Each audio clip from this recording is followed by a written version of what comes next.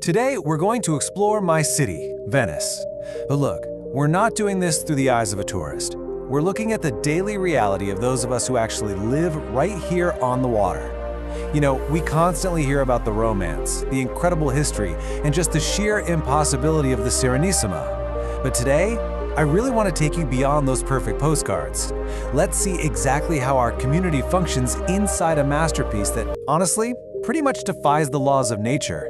So how exactly do you get groceries when your street is quite literally a river? It's a question we locals answer every single day when we wake up to the reality of navigating 118 islands without a single car. I mean, think about your own morning routine for a second. You probably jump in your car, maybe hop on a subway, or walk down a nicely paved sidewalk to grab a coffee or buy your groceries, right? Well, for us, every single errand, every school run, every delivery, it all happens entirely on foot or by boat. There's no delivery truck backing up to our doors. It takes a completely different mindset to live in a city built into the sea. Part 1. Waking to the tides. Now, the water dictates absolutely everything about our morning routine. For us Veneziani, the acqua alta, that high tide you hear about, well, it isn't some huge disaster. It's really just part of this rhythmic dance between our community and the sea. And when you see news footage of flooded Venetian squares, I'm sure it looks like a state of emergency to the outside world. But for those of us living here, it's literally just Tuesday. The city absolutely does not stop.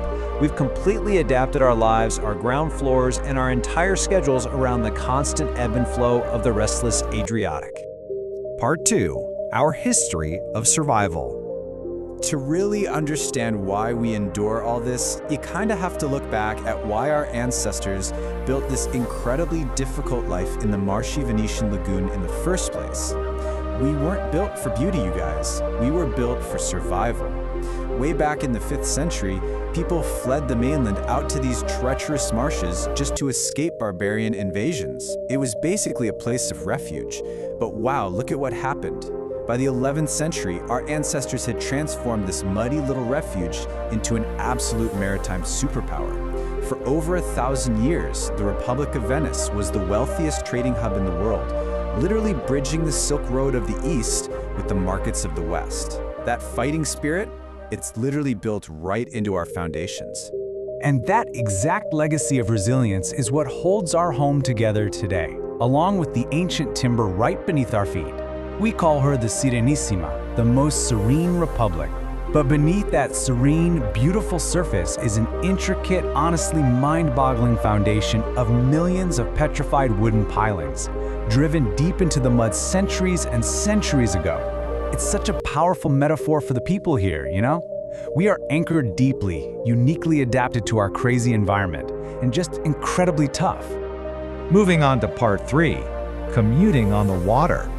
So how does that ancient geography dictate our modern morning grind? Well, our daily commute to school or work involves navigating over 150 canals and 400 bridges, moving pretty much at the pace of a rowing oar. Think about what that actually means for a second. You can't rush. There's no cutting through traffic. Our geography literally forces us into a lifestyle of slow living. Every single bridge you cross involves stairs. Every canal you navigate requires careful attention. Sure, it keeps us super physically active, but it also binds us to the rhythm of the city itself. You're forced to interact with your neighbors, with stunning architecture, and of course, with the water. So our essential slow living routine goes something like this. When the water rises, we simply check the tide, strap on our boots, and walk the elevated wooden platforms without missing a single beat. Any given morning, you'll see locals heading to their accounting jobs, going to university, or just taking their kids to school, all striding along these temporary walkways. It requires this intense hyper-awareness of our environment. Honestly, you do not leave the house without knowing exactly what the moon and the tides are doing that day. Part 4. The weight of millions. But as we go about these daily chores, we're facing a massive demographic conflict that really threatens the fragile soul of our city. 50,000. That number represents us, the permanent population of the historic center. We are a community that is proudly resilient, but sadly, we're dwindling. It's a pretty sobering statistic. We are fewer than 50,000 people living full-time in the historical center today. The unique challenges of living on the water, the lack of modern vehicular conveniences, and just the sheer cost of maintaining ancient water-bound homes. Well, It's pushed a lot of families to the mainland. We are a tight-knit community, but we are absolutely holding the line. And this reality is a serious double-edged sword when you contrast it against the 20 million annual visitors who fuel our hotels, our restaurants, and our famous Murano glassblowing. The contrast between 50,000 locals and 20 million tourists, it is absolutely staggering. Once upon a time, our economy was driven by spices and silk, but today it breathes entirely through tourism. Now these visitors are vital, don't get me wrong. They keep our legendary artisans in Murano employed, they fill up our restaurants, and they bring true lifeblood to the local economy. But we constantly have to balance the quiet reality of our everyday survival against the bustling global stage of tourism and culture, like the Venice Film Festival or the Biennale. Picture this. On one street, you have a local resident just trying to drag a heavy grocery cart over a footbridge. And then, literally on the very next canal over, you have international celebrities arriving in these sleek, polished wooden water taxis. Navigating this immense pressure while trying to preserve our authentic way of life, that is the great modern Venetian struggle. It is a constant, incredibly delicate balancing act. Which brings us to part 5, engineering our future. To maintain that delicate balancing act, some truly monumental physical measures are required. Surrounded by Byzantine, Gothic, and Renaissance architecture, our modern development is almost entirely focused on just surviving the restless Adriatic Sea. We aren't out here building new skyscrapers or sprawling suburbs, right? Our development is purely defensive. The harsh reality of rising sea levels, combined with the natural sinking of our foundations, means that our stunning living museum is under a constant existential threat. We just can't rely on that ancient timber anymore. We have to collaborate with the elements using modern science. So, to protect our homes and historic institutions like Ca' Foscari University, Italy completed the MOSE project.